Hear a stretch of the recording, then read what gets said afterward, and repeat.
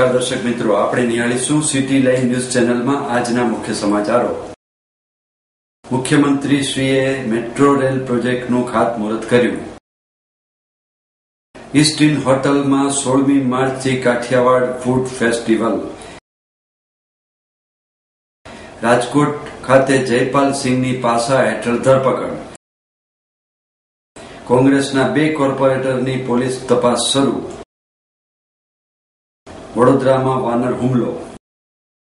મુખ્યમંત્રીશ્રીએ metro rail પ્રોજેક્ટનું ખાતમુહૂર્ત કર્યું.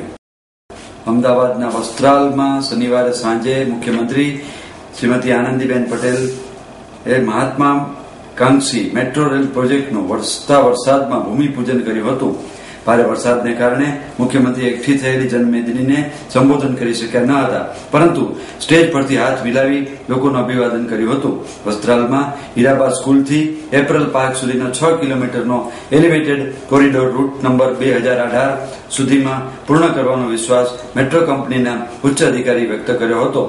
શનિવારે સાંજે વસ્ત્રાલમાં મુખ્યમંત્રીના હસ્તે ભૂમિપૂજનનો કાર્યક્રમ સાંજે 7 કલાકે રાખવામાં આવ્યો હતો. મુખ્યમંત્રીને સાંભળવા માટે મોટી સંખ્યામાં નાગરિકો, ભાજપના કાર્યકરો, હોદ્દેદારો, કોર્પોરેટરો, ધારાસભ્યો હાજર રહ્યા હતા. મુખ્યમંત્રીનું આગમન થતાં જ ભારે વરસાદ વચ્ચે મુખ્યમંત્રીશ્રીએ મહાનુભાવોની હાજરીમાં ભૂમિપૂજન તકતીનું અનાવરણ કર્યું હતું. અગાઉ મેટ્રો કંપનીના ચેરમેન ડોક્ટર મંજુલા સુબ્રમણ્યમ અને વાઇસ ચેરમેન આઈપી ગૌતમે ₹10,773 કરોડના ખર્ચે તૈયાર થનારા આ એલિવેટેડ કોરિડોરની કામગીરી 2018 સુધીમાં પૂર્ણ કરવાનો આશાવાદ વ્યક્ત કર્યો હતો. તેમણે જણાવ્યું કે આગળ જતા મેટ્રોને બીઆરટીએસ, રેલવે અને એસટી સાથે સંકળાવવામાં લેવામાં આવશે. આ કાર્યક્રમમાં મુખ્યમંત્રી સાથે આરોગ્ય પ્રધાન નીતિન પટેલ, શહેરી વિકાસ રાજ્ય પ્રધાન શંકર ચૌધરી, અમદાવાદ પશ્ચિમના સાંસદ ડોક્ટર કિરીટ સોલંકી, મેયર મીનાક્ષીબેન પટેલ સહિત અનેક અગ્રણીઓ ઉપસ્થિત રહ્યા હતા. ઈસ્ટ ઇન હોટલમાં 16મી માર્ચથી કાઠિયાવાડ ફૂડ ફેસ્ટિવલ. તમને જામનગરની સ્વાદિષ્ટ કચોરી પસંદ છે? મસાલા ખીચડી, ભાખરી અને અન્ય કાઠિયાવાડી સ્વાદિષ્ટ વાનગીઓ પસંદ છે?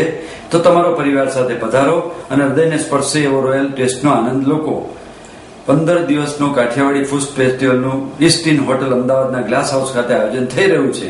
તેમાં રાજ્યના સૌરાષ્ટ્ર પ્રદેશની સ્વીટ તેમજ ચટાકેદાર મસાલેદાર વાનગીનો મેળાવડો જામશે. ઈસ્ટ ઇન હોટલ અમદાવાદના જનરલ મેનેજર ગૌરવ તનેજાએ આ પ્રસંગે કહ્યું કે અમે અમદાવાદના લોકો માટે આ ફૂડ ફેસ્ટિવલ રજૂ કરતા રોમાંચિત છીએ. કાઠિયાવાડી વાનગીઓ કલરફુલ, મસાલેદાર અને વૈવિધ્યસભર હોય છે. ખાસ મહારાજ દ્વારા બનાવેલ આ વાનગીઓમાં સૌરાષ્ટ્રની પરંપરાનો સ્વાદ અને મસાલા સામેલ હશે.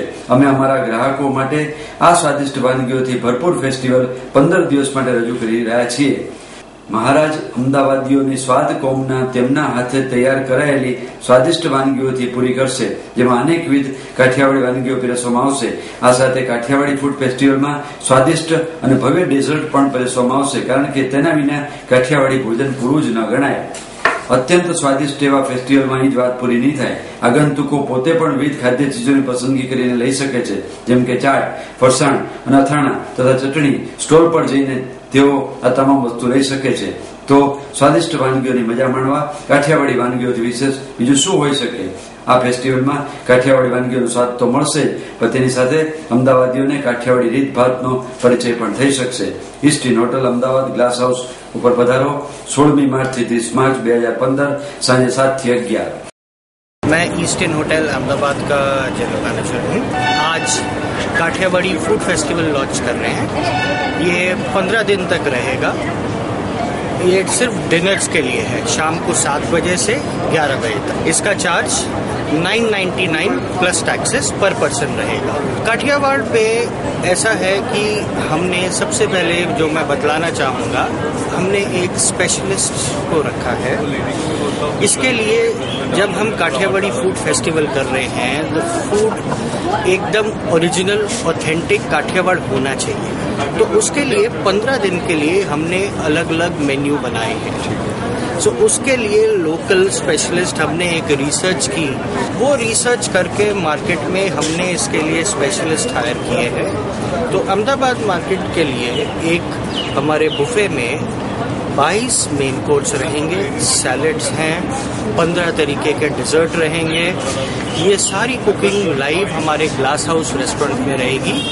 इसके लिए स्टार्टर, खमन, ढोकला, बिल्कुल सारी गुजराती और काठियावाड़ी स्पेशलिटी डिशेस हैं। મારું નામ સરીબેન પરમાર, હું અહીંયા અમદાવાદમાં કુકિંગનું કરતી નથી, ખાલી જોવા જ આવી છું, પણ ટેસ્ટ કર્યો એ બહુ સરસ છે। હું કાઠિયાવાડી છું એટલે મને ટેસ્ટની વધારે ખબર પડે કે આમાં મીઠું ઓછું કે વધારે, તેલ વધારે પણ છે। રાજકોટ ખાતે જયપાલ સિંહની પાસા હેઠળ ધરપકડ।